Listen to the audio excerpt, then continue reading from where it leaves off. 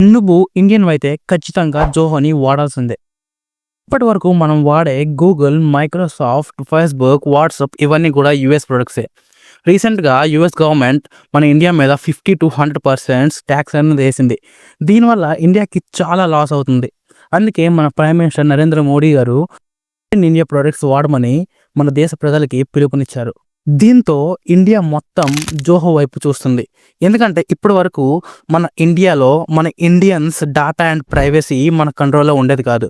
ప్రతీది కూడా US companies కంట్రోల్‌లోనే ఉండేది. ఇప్పుడు కొత్తగా వచ్చిన కొత్తగా రాలేదు. ఎప్పటి జోహో మన ఇండియాలో ఉంది.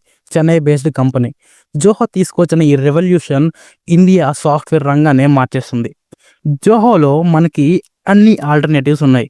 నువ్వు స్టూడెంట్‌వైతే ప్రెజెంటేషన్స్ అండ్ ప్రాజెక్ట్స్ కోసం మైక్రోసాఫ్ట్ బదులుగా జోహో షీట్స్ అండ్ జోహో షోని యూజ్ చేయొచ్చు.